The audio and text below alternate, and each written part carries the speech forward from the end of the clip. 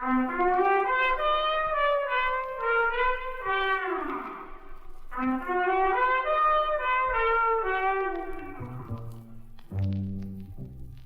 a private investigator means two things. You can be sure you'll run into trouble, and you can never be sure you'll get out of it. Well, there's not much you can do about it, I guess, except, like Julie always says... Walk softly, Peter Troy.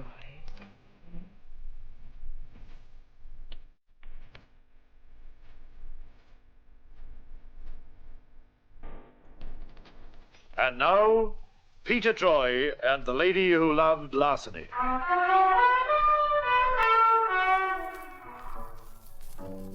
That girl Julia met a moment ago. She'll be back in a while, because if she isn't, my office is liable to fold. But right now, I'd like you to meet a blonde. A platinum blonde. A tall, elegantly dressed blonde. Willowy, smooth, and very, very expensive. £11,000? That's a great deal of money to pay for a bracelet, isn't it? Matched diamonds and rubies, madam. Oh, I wasn't complaining. But if my fiancé is to pay that much, then I should be very careful about my selection, shouldn't I? The gentleman standing over by the door. Yes. Well, perhaps if he were to come over. Oh, dear me, no. Poor Jonathan knows nothing about jewellery. He's just content to pay the bill. I should like to see a selection of bracelets in this price group. Oh, certainly, madam. I'll get them from the safe. We have some really exquisite pieces here in our latest collection. Now, if you care to have a look in this tray, I'm sure you'll find something you like. Oh, I'm sure I will. In fact, I like them all. Be so kind as to place them in this bag. In the, And make no sudden movements. This gun is loaded, and I shall have no compunction in using it if I have to. And please don't try to ring the alarm bell. I know exactly where it is situated, and I shall pull the trigger if you make a move towards it. You can't get away with this, you know. I can, and I will. The gentleman by the door is watching you very carefully. He is my accomplice, and he also carries a gun. Now, those bracelets. In my bag, please. And hurry. Thank you. You've been most cooperative. You may give the alarm once I'm outside the door. Not before, if you valued your life. Good afternoon. Jackson! Quickly! Come in here! We've been robbed!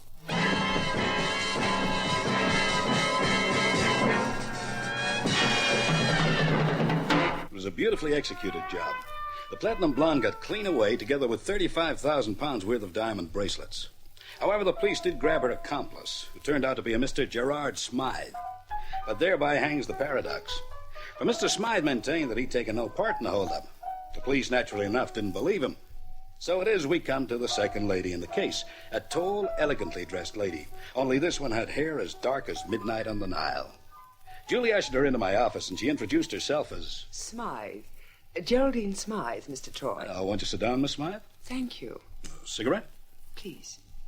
Smythe. That's right. Geraldine Smythe? Gerard Smythe. He's my brother. Ah.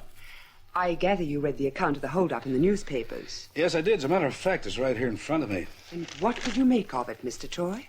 Well, it seems your brother didn't move fast enough. Do you really believe he was her accomplice? Miss Smythe, I wasn't there. I just know what I read in the papers, that's all. But here they seem to go along with the idea that the two of them were in the thing together. I have here £100 in cash. I should like to retain your services to prove that Gerard had nothing whatsoever to do with that hold-up. I see. One question, Miss Smythe. Yes? Did he? Did he what? Oh, come on now.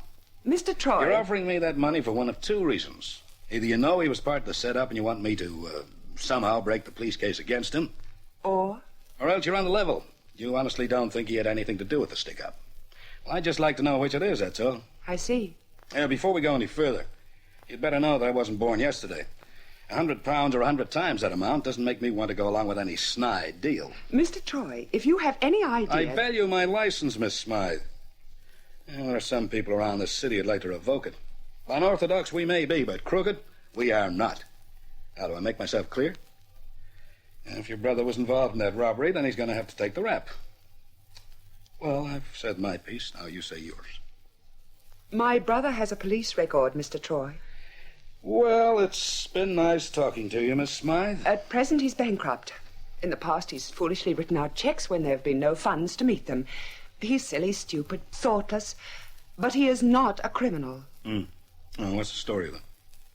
A woman rang him up yesterday morning. She was able to copy my voice exactly. She made an appointment to meet Gerard at Metellier's at 2:30 that same afternoon. And at 2:35, Metellier's was robbed of 35,000 pounds worth of diamond bracelets. And Gerard was there. You see, he thought he was meeting me. Well, the police don't believe the story. No one does. I doubt whether you'll prove an exception. But I thought... Sit down again, Miss Smythe. You mean... We've got a lot of things to discuss. You're going to take the case? And not just for the money, either. Now, my creditors would kill me for saying that. Then... Now, I'll soon know if you're handing me a phony line. If you are, you're going to be very sorry, Geraldine. I assure you, Mr. Troy... Peter, it saves time. Well, now, let's have Julie in and get some of this down in writing.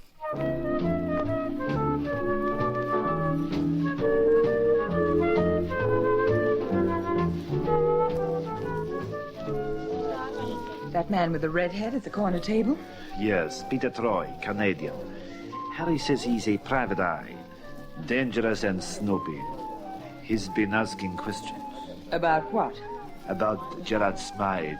He said someone told him that Smythe used to come here a lot. Go on. He seems to be checking up. He wants to know the name of any blonde woman who comes here. Rachel, he's bad medicine. He's got a tough reputation. He's not the only one, is he? Someone told him that Smythe used to come here a lot.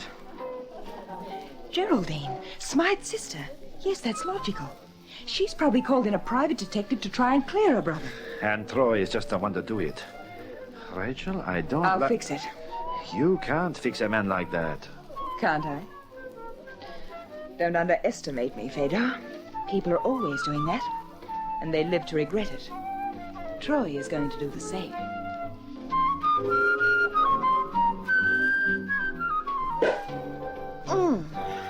You know, there are times, Peter, when being your private secretary and general factotum has its advantages. I bet not many working girls get taken to places like the club, Rachel. Yeah, well, that's fine, Julie, but may I remind you we're here on business? Geraldine said... Uh-huh. Geraldine. Miss Smythe said that her brother used to haunt this place. Okay, so the girl who rang him up posing as a sister knew him, and her. It has to be only a passing acquaintance, otherwise Gerard would have recognized the girl in that jewelry store. Recognized her immediately. So you think perhaps it's someone who's met him quite casually? Yeah, probably in some place like this.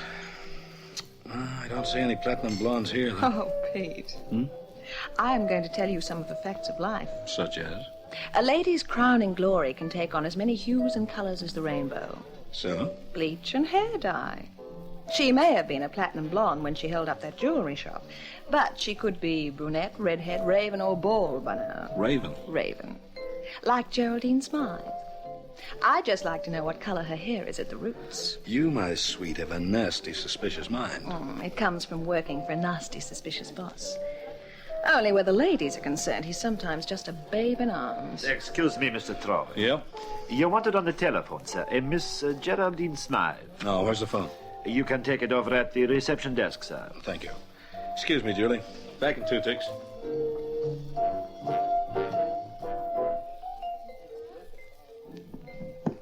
Hello, this is Peter Troy. Oh, hello, Mr. Troy. This is Geraldine. Oh, I'm so glad I caught you. I thought you would be at the club, Rachel. Look, I've just found out something of vital importance. Oh, yeah? I can't tell you about it over the phone, and I can't come to the club. Can you meet me right away? Well, There's a little park just 2 blocks down from the club, on the opposite side of the road. I'll be sitting on the bench by the fountain. Hurry, please. Now, wait a minute. Hey, waiter. Yes, sir. Look, would you tell the lady at my table I've been called away urgently? I won't be long. And see that she has anything she wants with her. Very good, sir. But you will miss the floor show. It's just about to start.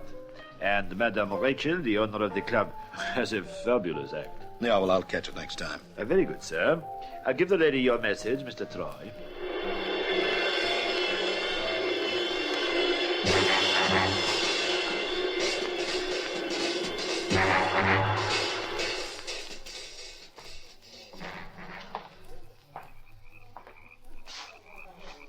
Geraldine.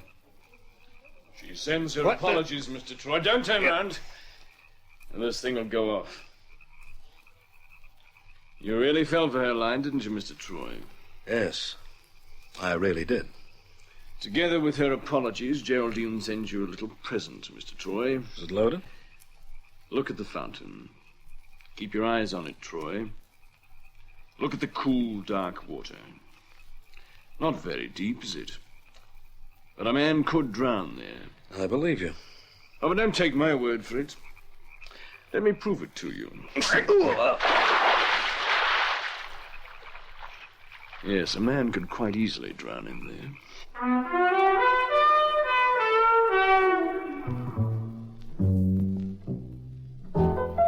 Well, it didn't look so good for Geraldine Smythe. Right then, it didn't look so hot for me either. In a million years, I wouldn't have guessed there was a trap waiting for me in that little park. The guy, whoever he was, had slugged me with the butt of his gun. I guess I'd have passed out, but he gave me a push into a fountain. Cold water brought me back to earth with a bang. I lay possum in the water for a second or two, waiting for him to make his next move. Then things got a little confused, because I distinctly heard his footsteps running off.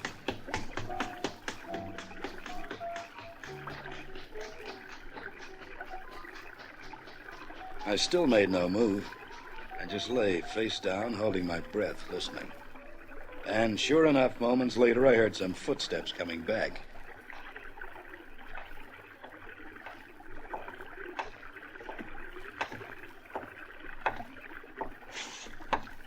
Then a hand grabbed the back of my coat collar. I swung around, ready to land him. Take it easy, Troy. Caswell! Come on now. Let me give you a hand out of there. Come on. Let's see you are in the mess. Come on, up you go. That's Caswell. Inspector Caswell. Now, what in the blue blazes are you doing here? Yes, well, I suppose I could ask you the same question. You know, there must be some bylaw about swimming in city fountains. Oh, thanks for the help. But how did you get on the scene? Quite simple. You see, we've had Geraldine Smythe under surveillance since we arrested her brother. She came to your office, so we put a shadow on you, too. Oh, thank you. You're as bad as Mellenby. Yeah, we saw you go to the Club Rachel. An hour later, our man saw you leave the place in the very devil of a hurry. He radioed me because he thought you were onto something, so I took a police car and came straight out here. Well, lucky I did, it seems. Tell me, did you see anyone running away from here? No, not actually. I heard someone, but too dark to catch up with him now. Who was he? Haven't you the faintest idea. So, you know, you really do get yourself into some scrapes, don't you? Yeah, bless you. You better get into some dry clothes. You'll catch your death of cold. Inspector, I nearly caught my death of drowning. And on 2 feet of water, that's humiliating. Yes. Well, come along, over to the car.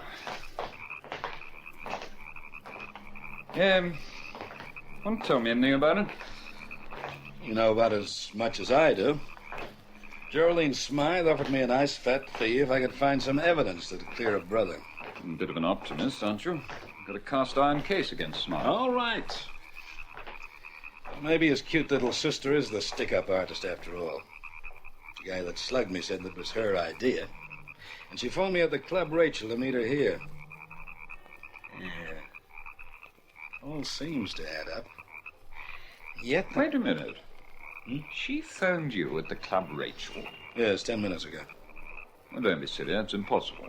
Now, look, Maury, I tell you... I tell you that Geraldine Smythe has been sitting in a cinema in Leicester Square for the past 2 hours, and there's a Scotland Yard man sitting right behind her. I had a report from him during the interval. She hasn't been out of his sight. So she couldn't have phoned you. Now, look, I know what I... Hey... Now, wait a minute. Maybe that figures. How do you mean? The salesman at the jewelry store said the woman spoke with an exaggerated accent, right? Yeah? Before that, Gerard Smythe received a phone call from someone whose voice was exactly like his sister's. Oh. Then I got a phone call, and I'd swear it was Geraldine Smythe. Yep. Maury, we're looking for someone who's very clever at disguising the voice.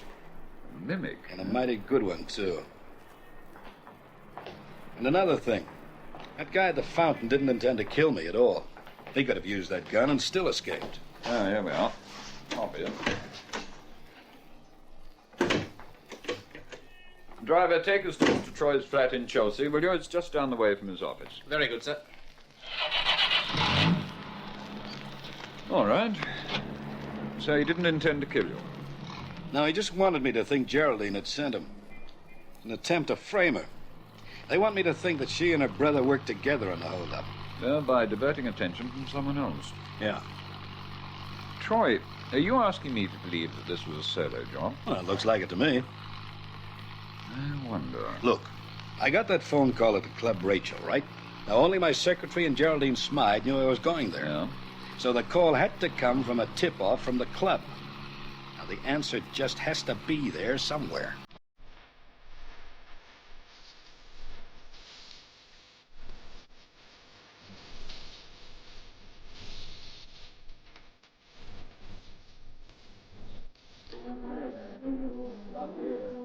You went home just to change your suit? Well, of all the corny excuses. Yes, well, he really did have to change his suit, Miss Summers. I'll vouch for that. You backing him up, Inspector. Now, that's what I call an unholy alliance. Anyway, you missed a darn good floor show, Peter, and I had crepe Suzette smothered in brandy and another bottle of liqueur. Well, bang goes our commission on this job. Anyway, let's have a look at the menu. I'm starving. The dinner's on me, Maury, and... Oh, thank you. Well, I'll be... What's the matter? Prices too steep? The program of the floor show is listed on the other side of the menu. Yeah, well, what about it? The star attraction. Here, read it. Well, by popular demand, Madam Rachel, your hostess, returns to the footlights to give you her impressions of famous voices from the stage and screen. Yeah, impressions of famous voices. Get it? She's an impersonator, a mimic. Just a minute, are you trying to say that the owner of this club is a stick-up artist? Well, you missed the act. It was fabulous. Stick-up artist? You mean... Julie, can you see her? Is she anywhere around the place? Yes, over by the reception desk. The tall redhead. Redhead? We're looking for a platinum blonde. Now, Julie, explain the facts of life to the inspector, will you? Just a minute, where are you going? Somewhere backstage, you must have a dressing room. If I find a bottle of peroxide and a bottle of hair dye in that dressing room, and I think we're onto something, Inspector. Now, listen, Troy. Now, wait a minute. There's nothing to stop me having a look back there, is there? I don't need search warrants for that. Back soon. Oh, dear. There's going to be trouble. I just know it. No wonder Mellowby was so keen to get away on his vacation. Troy and trouble are practically synonymous.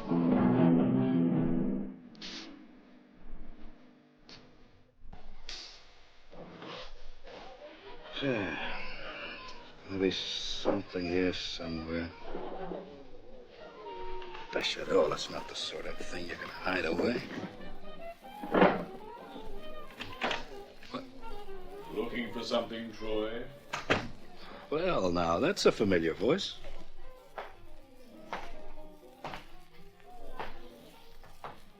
You're one of these fellows who just can't take a hint, aren't you? Well, so I've been told. Yes. You find anything of interest, Troy? Well, I didn't find what I was looking for. Like what? There was something else. Hmm? What? This platinum blonde wig. You know, I'll bet it fits snugly over Rachel's red hair, huh? You've just talked yourself into a grave, Troy. Harry, What's he doing here? Snooping. He's found the blonde wig. I see. So do I. Now. It's not going to do you any good, Mr. Troy. The car's outside. Take him somewhere quiet. A drive in the night air will do you both good. All right, move, Troy. And no funny business. With all that racket going on in the club, no one would hear a shot. We're making for the back door. It's opposite in the corridor. Late show starting. Trim the curtain. Late show. You know, it's too bad I didn't get to see your act, Rachel. You got a free sample of it over the house phone, Mr. Troy. You'll excuse me, I know. I have to get ready for the late show. I'll leave you in Harry's very capable hands. Now, Troy, as we walk out into the corridor, keep your eyes straight in front of you. And remember, I'm right behind you. And I don't much care where I let you have it. Come on, you girls. Trim the curtain. Places now. Come on, trim the curtain. Places. Keep moving, Troy. Hi, Harry. Here's your friend. He's nice. Now, ask him if he wants to do anything after the show. Get out of the way, you girls. Ladies, I love you. Let the gun go off now, Harry, and you'll really start a riot. No, look, I'm warning you. That's for the ducking, Harry. Just a little difference of opinion, ladies, that's all. On your feet, Harry. You just remember I can squeeze the trigger on this gun of mine quicker than you can reach for yours. You get back inside the dressing room. Make way, girls. Go on, inside, Harry. Harry, what the... Now here's your playmate, Rachel. You can keep each other company whilst I send one of the ladies of the chorus for a pal of mine. Inspector Caswell of Scotland Yard. He's sitting at my table. Oh, Harry, you bungler, Oh. Which one of you girls would like to earn a bottle of champagne?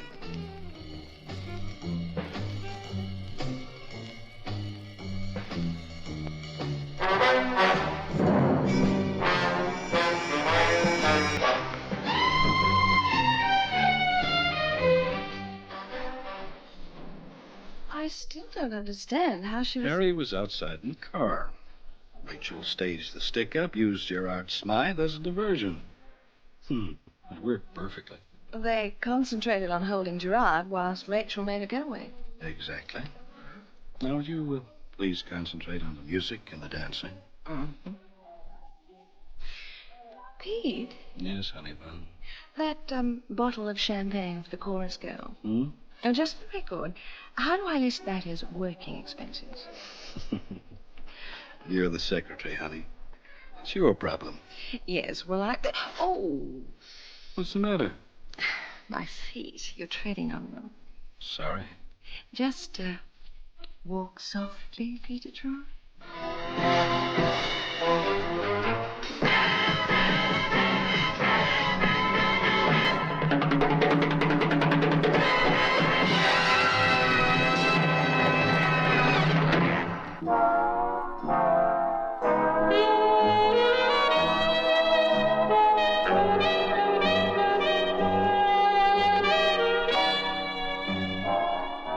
Platinum blonde wig, carefully applied makeup, a thin veil covering half the face, a very professional, exaggerated accent, and the Titian-haired Rachel became a soft, willowy, flaxen beauty.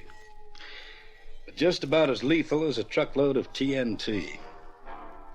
Oh, she needed the money from her jewelry haul to pay a stiff mortgage on her club. The place was in hock deeper than the bass fiddle's G-note. And that's why the gal with 1,000 voices had to go back in front of the footlights. She'd found out about Gerard Smythe having a police record, and she watched his sister carefully. Watched and listened to Geraldine talking.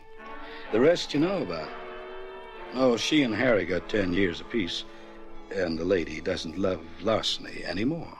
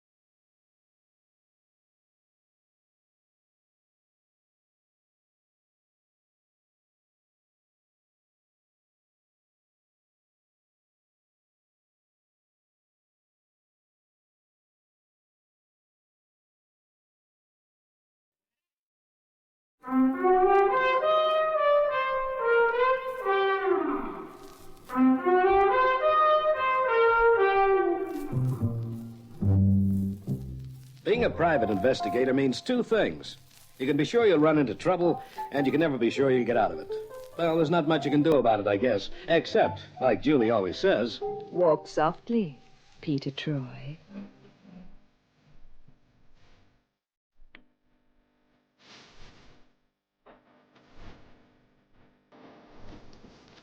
And now Peter Troy investigates the vulnerable Vixen.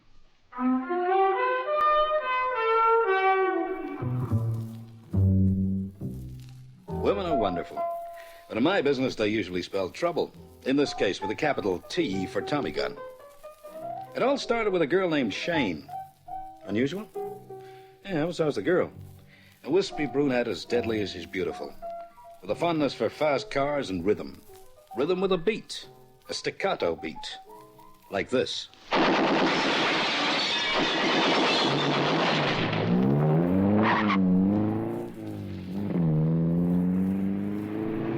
Hal, cut down through the Ketley Mews and into Knightsbridge. No one saw us. The street was empty. Lose the car in the late-night traffic. What up? Shane, are you crazy? We should be heading out of town. Rick, please remember I'm running this outfit, will you? Yeah, and if you're not careful, you'll run us right into Dartmoor. Look, this isn't Chicago. This is London town, and a protection racket... Works just as well here as anywhere. The only thing is, it's never been really organized before, that's all. Yeah, but submachine guns. So far, we've only used them to break windows. Generally scare up the shopkeepers, haven't we? Sure, but one of those flying bullets only has to hit someone. And the man pulling the trigger is facing a murder rap. The man being you, Rick. On your orders. Who's to know that? Now, Shane... Now, look. Since I arrived in from the States, we've netted over 20,000 pounds. It's more than $40,000 in real money. That's in just over a month's operation. Are you complaining? You don't know about the police here. They don't scare me. We looked after them back home. We can look after them here.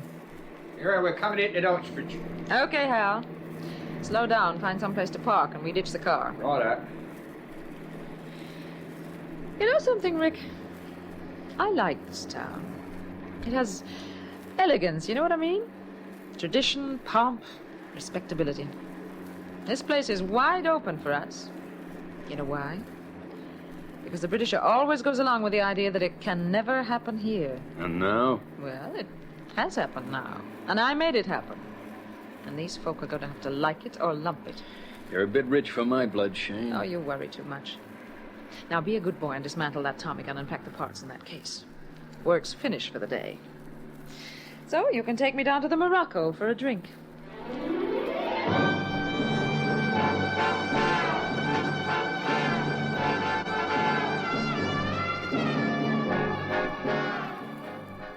Of course, no one knew that the wispy 5-foot brunette had anything to do with the sudden outbreak of violence in the city.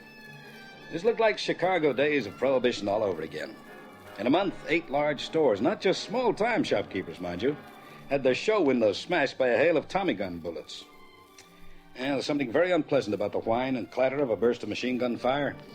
It's intimidating, to say the least. You get to thinking, if it can make that much of a mess to window and shop fittings, what's it going to do to you? Anyway, speeding cars, dashing through darkened streets, and bullets in the night were far from my thoughts on a certain spring morning just recently. I had other things in my mind. Things like money. Business had been kind of slow lately, and those bills were piling up. Pete, you have a visitor. I've gone to China. I've set up shop in Suzhou. I am but definitely not at home, Julie. To a client? With money? Well, I don't know whether this one has money or not. Oh. Friend of yours. Detective Inspector Caswell of New Scotland Yard. Oh, no. He's getting to be more of a menace than Mellenby. Don't worry, Troy. Your creditors haven't set Scotland Yard on you. All right, if I sit down? Yeah, if you insist. Don't worry, Inspector. He always looks like that first thing in the morning. First thing in the morning. It's after 11:30. You live your life, I'll live mine.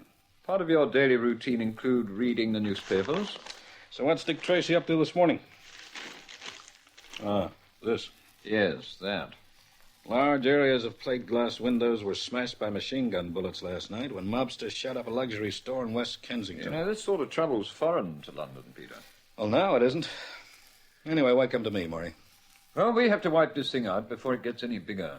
I hope you're using the royal plural. This is a police headache, Yes, that's true. But sometimes we can use a little help. Oh, now, wait a minute. And if Scotland Yard knew I was coming to you, I'd get kicked out of the force before you could say Julia. Don't tempt me. Anyway, what sort of help do you think I can give? Look, we can't fight this outbreak by using the rule book. We've tried, but it doesn't work. So? So, unconventional methods have to be used. Such as? Well, there's no one in London who operates in a more unconventional way than you, so far as I'm aware, anyway. Is that a backhanded compliment? Now, let's put it this way, Troy. You can go places denied to policemen. You can make inquiries unhampered by formalities and red tape. I'm listening. Well, I've been assigned to this case. And? And I want you in on it. In an unofficial capacity. Oh, wait a minute, Inspector. That doesn't sound very profitable. Oh, the police can't make bargains, you know that, but I'll tell you this, Peter. Help me to land this mob, and I'll make sure that an expense fund is made available to you. Well, my landlord will be pleased about that. Okay, what have you got so far in this business? Well, now, the racket follows classical Chicago lines, you know, protection. Shopkeepers and store owners either pay up or... The Tommy gunner pays them a visit. Yes. Any names? Well, they always steal a car to do the job, then they dump it. Well, this time it was spotted. We found it abandoned in Knightsbridge. Uh-huh. Yeah. And the fingerprint boys have dusted every inch of it. The scientific lab have been over it, too. Did they come up with anything? No, they didn't. Everyone must have been using gloves. Well, the legal owner of the car is Prince all over it, of course, but there was one complete set, which given us a pretty healthy sort of a clue. Just one set, mind you. Mm. They belonged to Rick Vendone. At some stage, he must have taken his gloves off. Vendone. Oh, one of the boys that gave Chicago a bad name. Oh, so why don't you hold him in? Because he's a trigger man, not a brain. We want the person behind this business. Rick Vendone, huh? Just a two-bit hoodlum. But at least he's a lead. Not that we can do anything about it. If we investigate him... You'll scare off the big fish. Right, I've got the picture. Lend a hand? Sure. I owe you a favor. Thanks, Peter. Now, any ideas? One. It's as unconventional as a beatnik's tea party. And I'll tell you something else, Murray. You're not going to like this idea at all.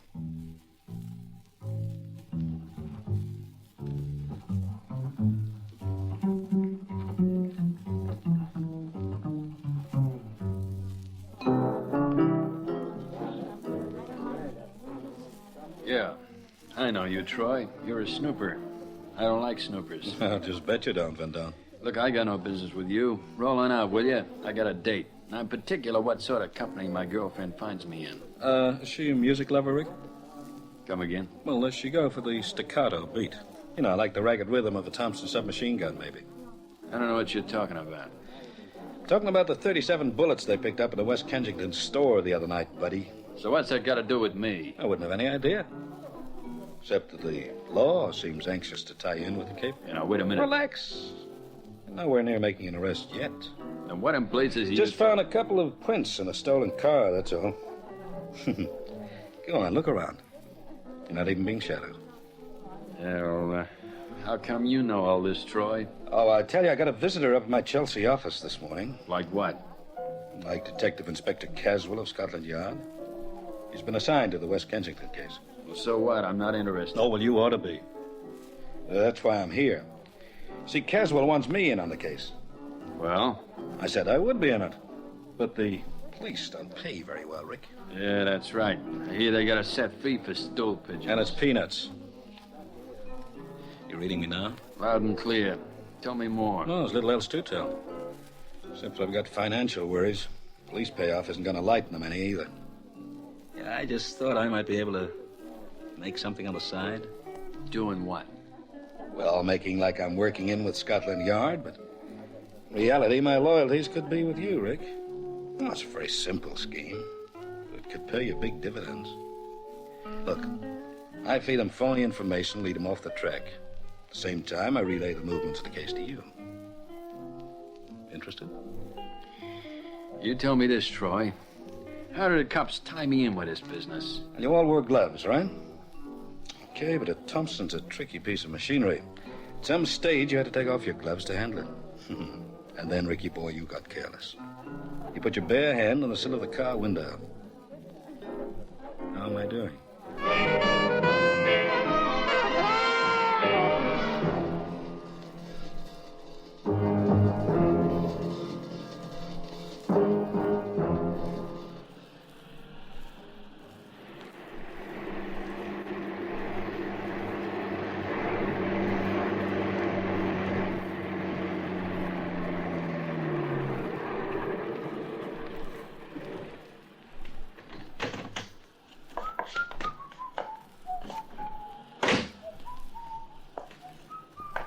Hold it, Troy.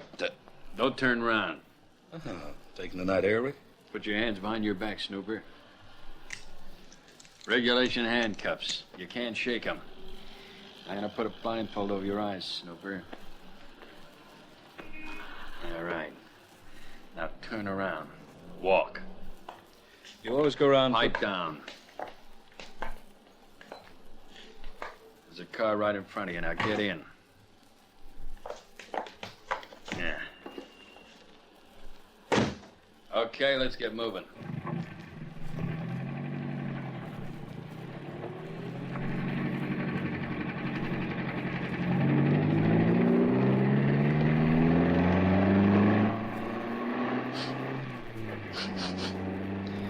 Something wrong, Troy? That's a really cute aftershave lotion you're using, Rick. Troy, I told you to pipe down. Spirelli's Touch of Paradise, 18 guineas an ounce. I bet she's a brunette. Ah, that the girlfriend, Rick, the music lover? I like this one. He's cute. Thanks, you sound cute, too. You smell even cuter. Say, do you mind if I ask a question? What is it? Where are we going? The country. It's so peaceful out there. Like a grave.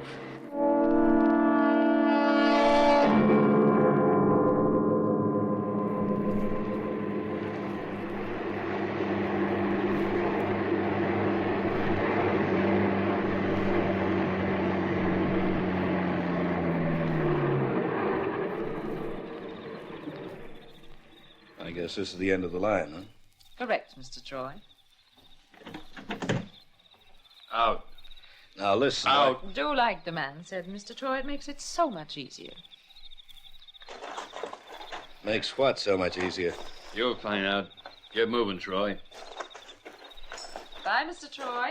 Nice meeting you. I never even got to see your big brown eyes. You were right about me being a brunette. All right, Troy, this is far enough. Curtains? Uh-huh. Too bad we got no closing music, Troy.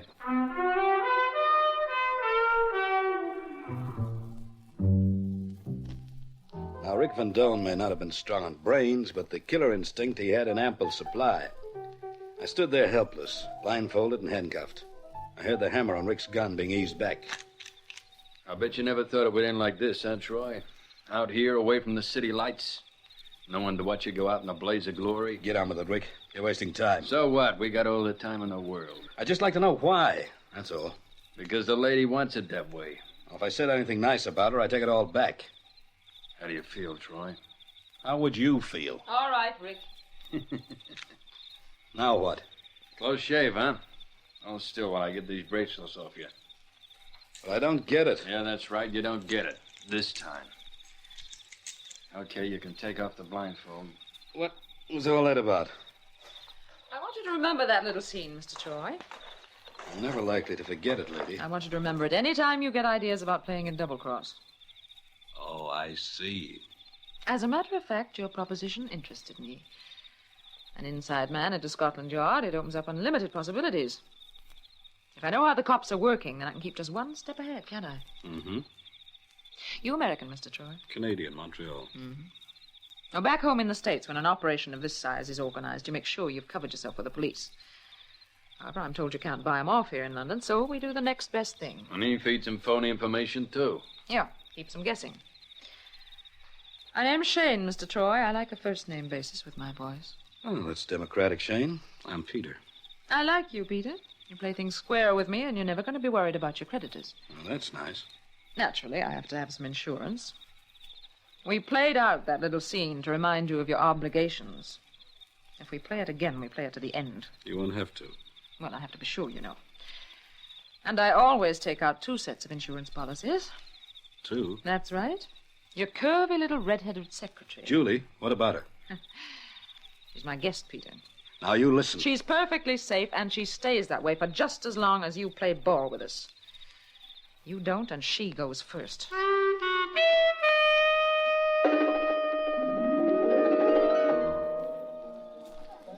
You have no idea where they're holding, Julie? None at all, Murray. Peter, I'm sorry about this. No, it's my fault.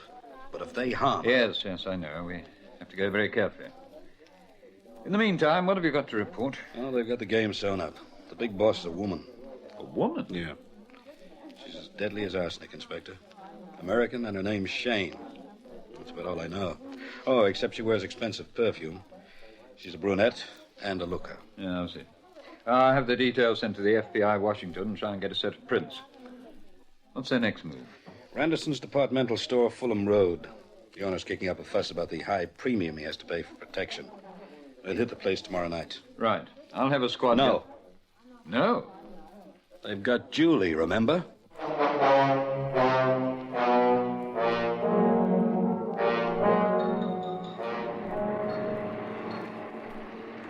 You ever use one of these things, Troy? I played around with one in Korea. When you use it tonight, it'll bring back nostalgic memories.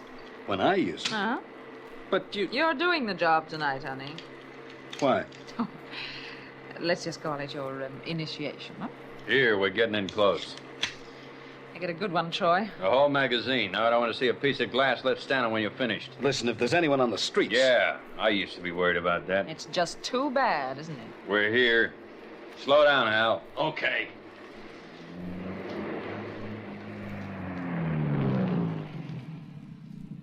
It's all yours, Peter. All right. What are you waiting for? Not a thing.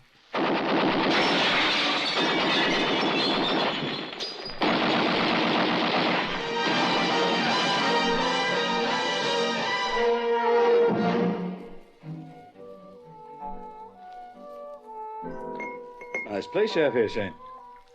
It's home. Ice in your scotch? Uh-huh. You did well tonight. Thanks. You get a bonus. 100 pounds. Just for squeezing the trigger on the Thompson? I said I liked you. That's nice. Rick's okay, but he has no brains, no class. I have to have a lieutenant I can respect. It helps. Someone like you, Peter. How's your scotch? Smooth. What are you looking at? Photo over there on the bookcase. Who's he? A husband. Uh-uh. Oh, don't worry. He died 5 years ago. Accident? He sat down in an armchair and some guy pulled a switch. The hot seat. In the state penitentiary. I pull out the picture of him sometimes. I'm a sentimentalist. Yes, I've noticed. He was good to me. Unfortunately, he made just one mistake. What was that? He trusted someone. He didn't take out insurance policies. Did he get even with the person who sold him out? I'm still here, aren't I?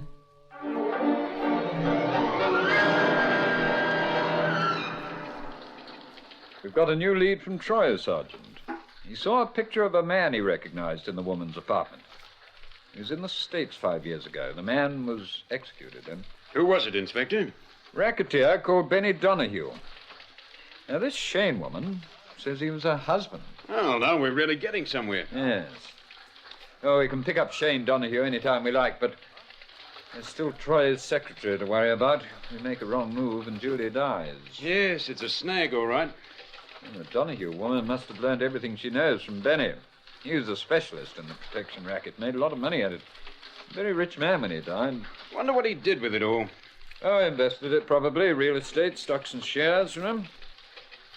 Our record department said he came to England on a trip about 8 years ago, so let's check up on that. Cable Washington and have Inspector Greenley find out what he was doing here. There could be an angle hidden somewhere. And until we find it, we are virtually bound and gagged.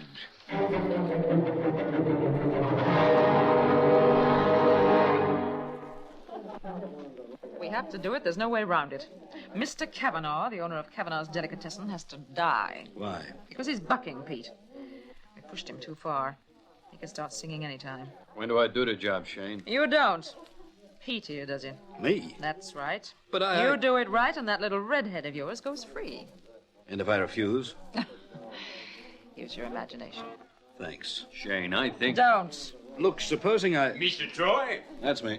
A telephone, sir. You can take it over at the desk. Thanks. You'll excuse me? Hurry back. We have a lot to discuss. Shane, he won't do Go it. in. Find out who's phoning him. Tell Jerome to let you use one of the extensions. Someone must be shadowing him. This isn't one of his regular spots. I don't like it, Rick.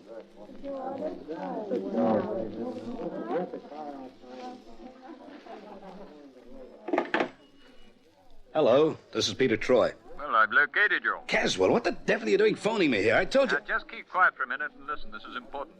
We've just discovered some vital information. About what? About a trip Shane Donahue's husband made to England 8 years ago. Go on. It was a business trip, Peter. Seems he came here to invest some dollars he'd made out of the protection racket in Chicago. So? Well, he invested in real estate. Bought some houses, 5 of them. 2 in Luton, Bedfordshire, 1 in Bristol. Well, get to the point. Well, Peter, they have tenants in them. All but one. There's a house standing empty just outside Chigwell in Essex. Julie. Right. And that's probably where they're holding out. How far out of London is this place? About 12 miles. It's on the Romford Road, a cottage called Briar Close. I'm on my way. Now, Troy, wait a minute.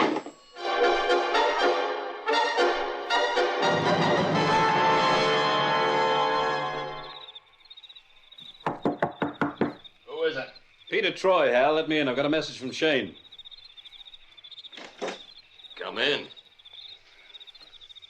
Hal, where's Julie? You better ask Shane. Oh, she's at the Morocco. I was. What? It would seem we have a faster car than you, Pete. Rick tuned in on your chit-chat with the inspector. Is Julie still alive? Bring her out, Rick. I told you this guy wasn't to be trusted. Oh, Peter. Hi, Julie. You've just got time to say your fond farewells. Now, listen, Julie had nothing to do with My it, Shane. insurance, remember? The police come within a mile of this house and she dies. They're on their way. I know that. So you've got to figure out some way of getting rid of them, haven't you? And after that, you get yours, Snooper. They're here already. He's bluffing. Hey, Shane, he could be right. There's someone moving out there. You've still got to get rid of them, Troy. We hold the girl as a hostage. Rick, take his gun. Cover me, Hal. Okay. He wears a shoulder holster. Easy, Troy. Get your hands up. I've got a feeling this is goodbye, Pete. Get her out of the way. She's in my line of fire. You'll move. He's gone for his gun! Troy, don't shoot. Okay, drop your gun. Rick, you He moved spineless... too fast, Shane. The gun jumped into his hand before I could get to him. You hear that? I told you the police were outside.